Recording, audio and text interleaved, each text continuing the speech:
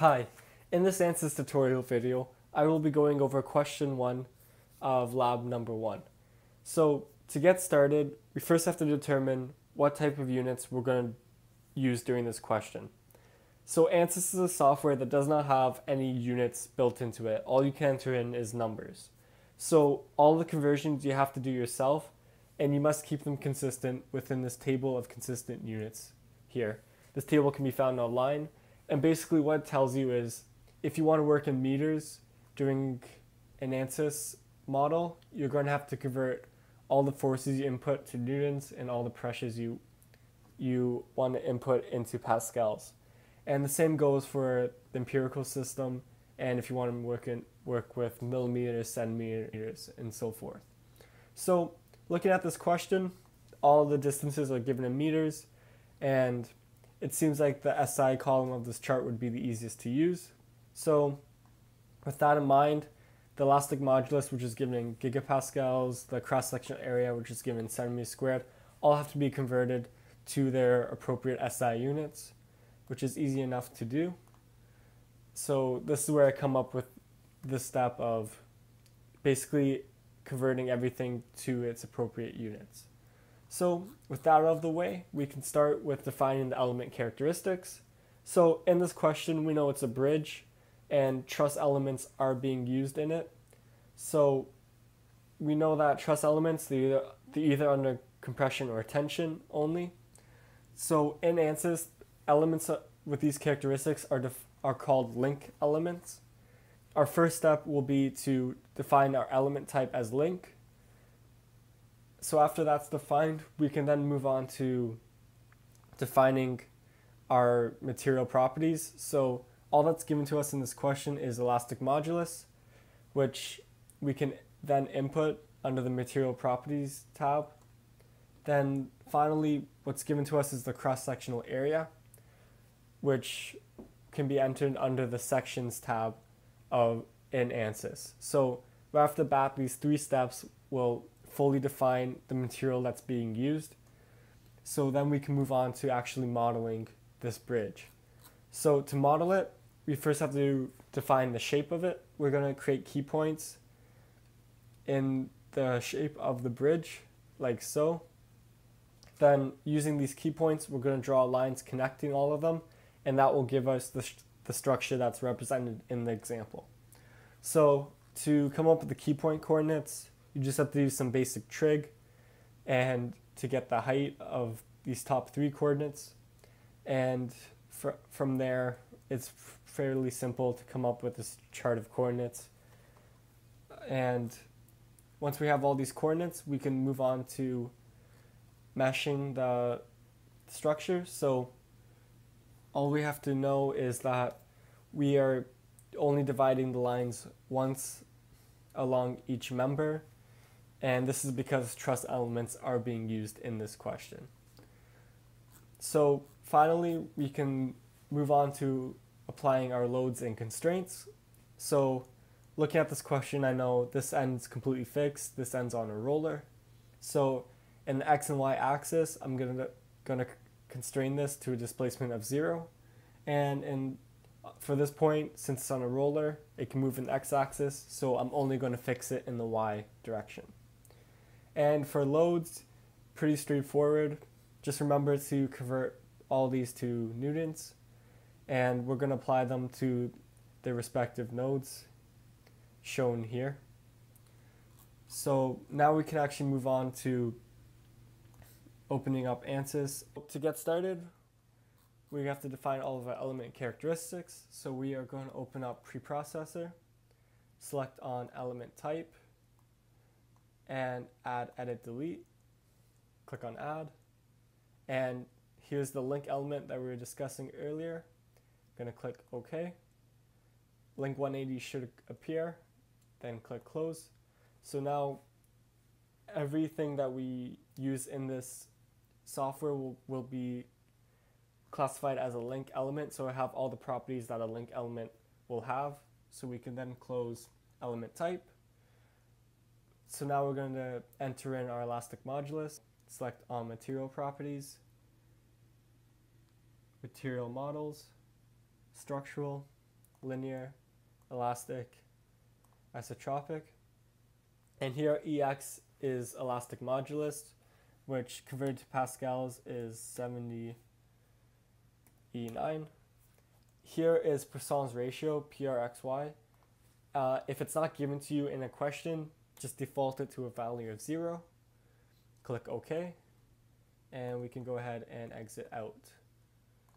Now we have to enter in the cross-sectional area. So to do that, we're going to click on Sections, click on Link, Add, and here it prompts you to enter in an ID. So this is just giving a name to the cross-sectional area. This would only be useful if you had more than one cross-sectional areas, but since we only have one, we're just going to enter in an ID of 1. Keep in mind that you can't enter in characters as a name for the cross-sectional area. It can only ever be numerical, so keep that in mind and make it a number that you'll most likely remember. So to enter in the cross-sectional area, here under link area, we're going to enter in 0.0015 meters squared because I converted it from centimeters to meters. Click OK, and we're just going to close that down.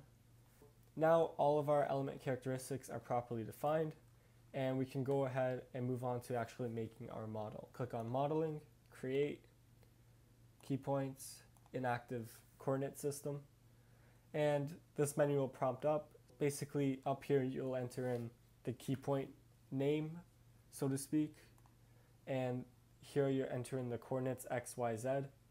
Since there's no z, we'll just leave that column blank. And looking at the chart, first one is located at 0, 0. Click Apply. Next one is at 1.5 and 2.6. Apply. And notice how as I'm going along, the key points are being created in the background. There is one here at the origin. It's just hidden by the green arrow here. Just keep entering in these key points.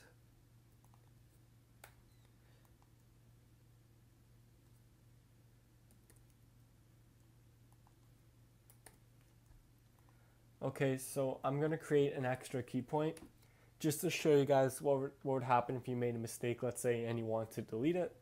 So I'm just going to make some arbitrary key point located right here, call it number 8. Once you enter in your last key point, you're going to want to click Apply once and then Cancel to avoid creating more than one key point at the same location, because that can happen. So let's say we made a mistake, entered in 8. So delete it, we're just going to simply close down key points, close down Create, and we're going to open up the Delete tab here under Modeling and click on Key Points and just simply select the one you wish to delete. Yellow square should appear, click OK, and it's now deleted. So now that we have all our key points, we can join them using lines to create the structure we want. Under Modeling, Create, Lines, Lines, Straight Line, and we're just going to select on the first key point and hover our mouse over the next one. Notice how a white line will snap to it, and we'll just click, and the colored line should now appear, and we're just going to repeat this for all the other lines. Note that the order we do it in doesn't really matter, so the colors on your screen may appear different. That's okay. Once we finish the structure, we can click OK here. And now we have our model fully created, so now we can move on to meshing it. To mesh this object, we're going to click on the Mesh tab here and select on Mesh Tools. We're going to first give all these lines the characteristics we defined earlier, so that they're all links, that the elastic modulus is 70 gigapascals, that its cross-sectional area is 15 centimeters. All that we defined earlier, we now have to give to these lines because these lines don't have any data associated with them. Under Element Attributes, we're going to select on Lines and click on Set. We are then going to highlight all the lines in the structure and click OK. And this menu will then appear. All this is saying is that all the data that we entered before will now be given to this line. So we're going to click OK. And all these lines now have all those characteristics that we initially defined. So we can then move on to entering in the size controls, which in this case is dividing each line into one division. So we're going to click on lines set. And once again, we're going to click on all the lines. And there's just a shortcut rather than actually highlighting all the lines is you can click the pick all button here, and that'll highlight all the lines in the structure. Under number of element divisions, we're going to enter in 1. So this will divide the line into one element. We're going to click OK. And notice here how each line has been divided once. So now we can move on to meshing the structure. And we're going to click on mesh. And once again, we are going to select all the lines and click OK. And this bluish colored structure represents that all the lines have been properly meshed. We can then close down this menu, and now we can move on to applying the loads and constraints to this meshed structure. We are going to close down our preprocessor tab here and open up our solutions tab. We're going to go under to define loads, apply, structural, displacement, and on nodes. So displacement is basically locking in the X and Y axis that we discussed earlier. So we're going to select on our first node, click OK. And from our rough work, we know we want this to be fixed in all axes. So we're going to click all degrees of freedom. And since we don't want it to move at all, we're going to say its displacement value is 0. We are then going to click OK. And 2 arrows should appear showing that this coordinate has been locked in the X and Y axis. We're going to repeat this process for this node right here. So click on nodes, select on the far right node, click OK. And we want this one to be fixed in the Y axis only. So I'm going to select UI. Notice how all degrees of freedom is still selected, highlighted blue. We don't want that, so make sure you deselect it. If you left it on, it would automatically lock that point here in all degrees of freedom, which we don't want. So make sure you unselect it. We're going to click OK, and 1 arrow should now appear, representing that's locked in the Y axis. We can now move on to applying our forces. We're going to again open up the structural tab, click on force moment, and click on nodes. So we're going to select the node we wish to apply the force to. So in this case, the first one, click OK. We're going to set it to the Y axis. So the force will be applied in the Y direction. Since it's a downwards force, we're going to enter in negative 250,000 newtons.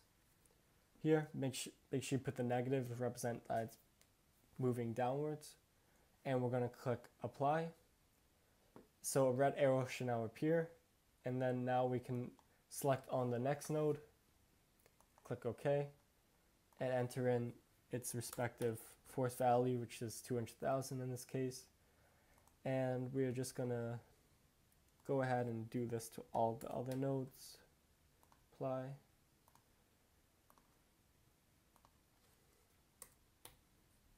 And on our last time, we're going to click OK. And now we'll have all 4 forces shown up on the screen. So now this model is fully constrained with all its loads applied. So we can go ahead and solve the model. So we're going to close the Define Loads tab, and we are going to open up the Solve tab here. Click on Current LS, click on OK, and this window should now appear. So we can go ahead and click Close, exit out. So now our model is solved and we can go ahead and extract the data. Alright, so to extract the data from this model, we are first going to open up General Postproc here in the main menu. And our first question asks us to show all nodal numbers, element numbers, as well as boundary conditions and loads applied. So to do that, we're going to select on plot controls here at the top. We're going to go down to symbols, and we're going to select on all applied BCs, click OK. And all that will do is show our boundary conditions. So these blue arrows and these red arrows are loads applied if they're not already on our screen. Now, if that's out of the way, we can go ahead and plot the numbers. Once again, open up plot controls, select on numbering, and we are going to click no numbers to the on position and select element numbers here in the drop down menu, and then click OK. And that'll display all the no numbers located here, as well as the element numbers located in the center of the meshed lines we made earlier. Question B asks us to show the deformed shape. So we are going to select on plot controls here, deformed shape, and we're going to select on DEF plus undeformed. We're going to click OK. And all this does is it shows the white undeformed structure plus the deformed structure with the loads applied. Just keep in mind that Ansys does exaggerate the displacement distance of these two structures, just to give you an idea of how the structure is reacting, because in most cases the displacement is so small that you wouldn't notice it, but just keep in mind that this isn't proportional to how much it actually is being displaced. Question C now asks us to specify nodal reactions. So we are going to close down plot results and open up list results, and we're going to select on reaction solutions right here. Make sure all items is selected, then click OK. And here a table will come up showing you the X and Y components at node 1, so right here, as well as the Y component of the reaction force at node right here. And this makes sense because we apply constraints to the two end nodes, node 1 and 7, and that's where a reaction force would occur if anything. So this data checks out, so we can close out this table. And now it asks for nodal deflections. Once again, under list results, we're going to open up nodal solutions this time. And we're going to select on degrees of freedom solution and click on displacement vector sum. Click OK. And once again, we end up with a table of values for our deflections at each node position. So we can close that out now. And now it asks us to specify the axial stresses. So to do that, we are going to have to create an element table. Ansys knows how to calculate the axial stresses of this model.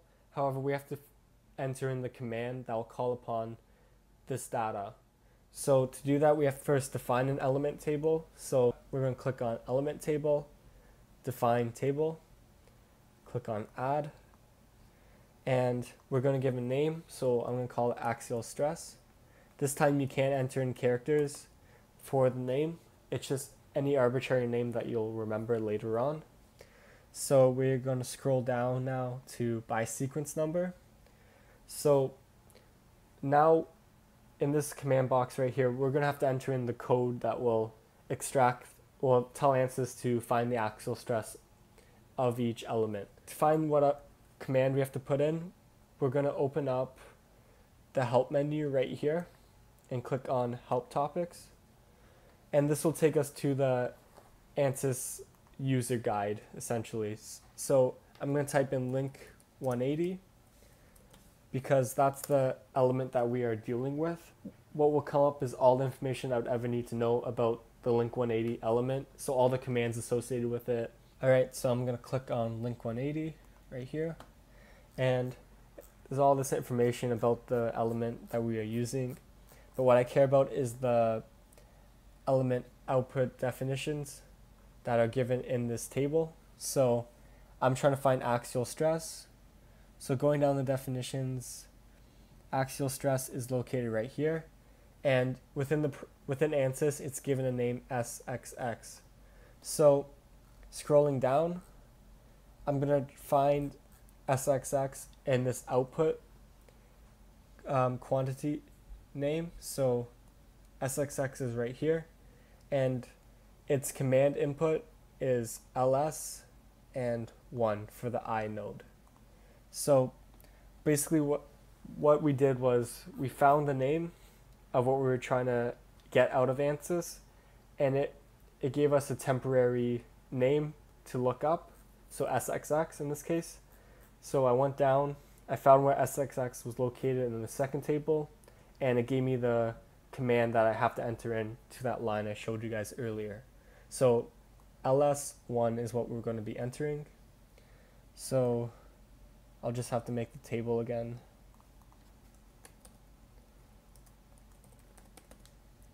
Scroll down, and here's ls, and we're going to enter in 1, then click OK, then click close. So now Ansys retrieved that data that we asked it to, so now we can display that data, and to do that we go plot or list element table, and then axial stress is the one that we just created. Click on that, then OK. And here's a table of all the data that we asked Ansys to extract. And notice how there's 11 elements in our model and 11 data entries in this table, so we know that it checks out.